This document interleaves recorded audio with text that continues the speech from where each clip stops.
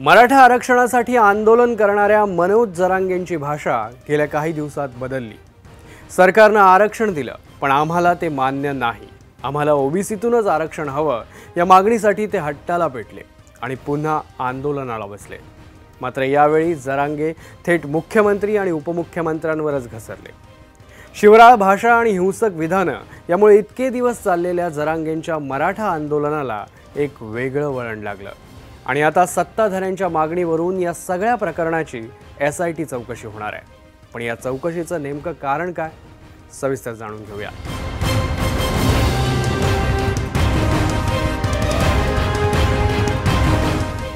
27 February विधिमंडळाच्या अर्थसंकल्पीय अधिवेशनाचा दुसरा दिवस। पण या दुसऱ्या दिवशी एका महत्त्वाच्या विषयावर मोठी चर्चा झाली। विषय होता गेल्या काही दिवसातली जरांगेंची वादग्रस्त वक्तव्य। सुरुवात केली ती भाजप आमदार आशिष शेलारांनी। महाराष्ट्र बेचिराग करू, संपून टाकू, निपटून टाकू अशी भाषा मनोज जरांगेंनी गेल्या काही दिवसात वापरली। पण ही भाषा सरकार विरोधात होती, सत्ताधारी नेत्यांबद्दल होती। इतकंच नव्हे तर खुद्द उपमुख्यमंत्री देवेंद्र फडणवीस यांनाही जरांगेंनी टार्गेट केलं। आरक्षण देऊनही जरांगेंच्या वाढत्या मागण्या, केलं जाणारं आंदोलन आणि त्यांची बदललेली भाषा या सगळ्यांना धरून शेलारांनी चिंता व्यक्त केली आणि थेटपणे जरांगेंना कोण बळ देतंय याच्या चौकशीची मागणी केली। तुला निपटून टाकू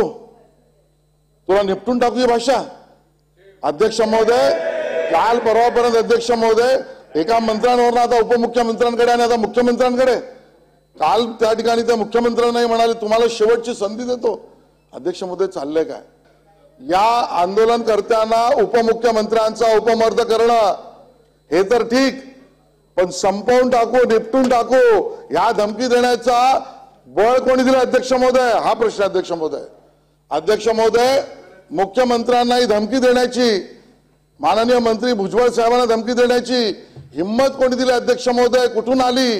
अध्यक्ष महोदय, या सगळ्या मागे जर भूमिका एका व्यक्तीच्या समर्थनाची, एका पक्षाची, राष्ट्रवादी काँग्रेसची असेल अध्यक्ष महोदय, एका त्या कारखान्याच्या मालकाची असेल अध्यक्ष महोदय, तर अध्यक्ष महोदय मी आज मागणी करतो अध्यक्ष महोदय, SIT लावा अध्यक्ष महोदय।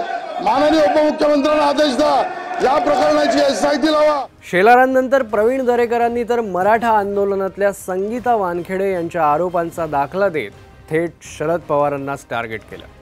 मनोज जरांगेंना येणारा फोन हा शरद पवारांचाच होता या संगीता वानखेडेंच्या आरोपांचा त्यांनी पुनरुच्चार केला। शरद पवार मनोज जरांगे यांना फोन करत होते सभापती महोदय। आंदोलनाचा सगळा खर्च शरद पवारांनीच केला आहे। कालांतराने हे सत्य बाहेर येईल अशा प्रकारचं संगीता वानखेडे यांनी या ठिकाणी सांगितलेलं आहे सभापती महोदय। मनोज जरांगेंनी बोलताना मर्यादा ओलांडली, पण जरांगेंच्या बाबतीत आपली कोणतीही तक्रार नाही असं फडणवीस म्हणाले। मात्र त्यांचा बोलवता धनी कोण असा थेट सवालही फडणवीसांनी केला। मराठा समाजाने अनेक मोर्चे काढले, पण ते सगळे मोर्चे शांततेत पार पडले। मात्र या मोर्चात दंगे झाले, दगडफेक झाली, सगळ्या मर्यादा ओलांडल्या गेल्या। मराठा आंदोलनाच्या आडून जे षडयंत्र रचलं गेलं ते बाहेर काढलं जाईल असं ठामपणे फडणवीस म्हणाले। पण अध्यक्ष महोदय, माझी त्यांच्याबद्दल तक्रारच नाहीये, माझी तक्रारच नाही त्यांच्याबद्दल। खरं म्हणजे याच्या पाठीमागे कोण आहे तुम्ही म्हणालात ना, हे शोधावंच लागेल की या ठिकाणी दगडफेक करणारे जर या ठिकाणी सांगत असतील की आम्हाला दगडफेक करायला कोणी सांगितलं, पण का झाला लाठीचार्ज? आता हे षडयंत्र बाहेर येत आहे, आता हे लक्षात येत आहे। कोणी जर कोणाची आयमाय काढणार असेल तर या सभागृहाकडनं अपेक्षा अशी आहे की विरोधी पक्षाची असो का सत्ता पक्षाची असो, आडेवेडे न घेता असं असतं तर तसं, जसं असतं तर तसं, असं घडलं असं तसं, असं नाही। तुमच्याबद्दल असं घडलं ना, हा देवेंद्र फडणवीस उभा राहील तुमच्या बाजूने, ताकदीनं उभा राहील। त्यामुळे अध्यक्ष महोदय, आपण SIT सांगितली आहे, SIT तयार होईलच, पण मला मनोज जरांगे पाटलांची काही घेणं देणं नाही। मराठा समाज अनेक वर्ष आरक्षणासाठी मागणी करत होता। गेल्या 6 महिन्यात मनोज जरांगेंच्या आंदोलनांमुळे मराठा आरक्षणासाठी सरकारने ठोस भूमिका घेतली।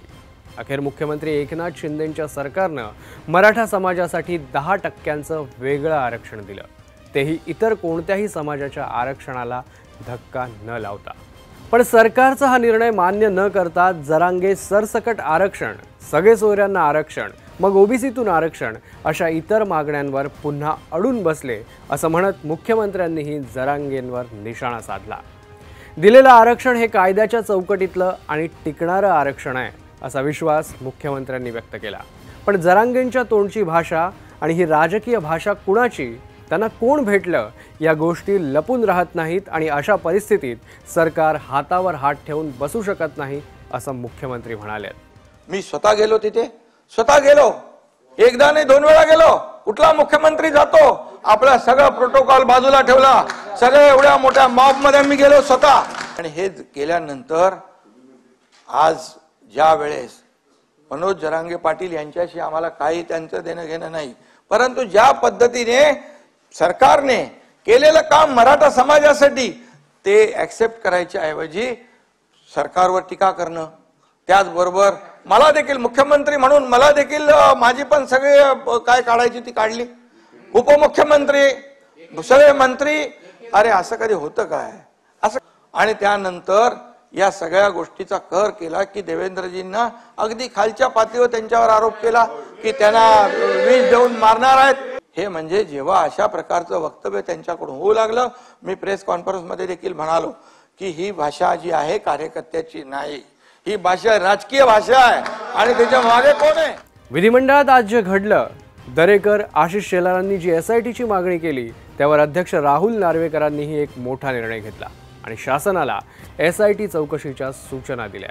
त्यामुळे आता यापुढच्या काळात मराठा आंदोलनादरम्यान घडलेल्या काही घडामोडी आणि जरांगेंच्या बदलत्या भूमिका याबाबत काही खुलासे होणार का, हे पाहणं महत्त्वाचं ठरेल।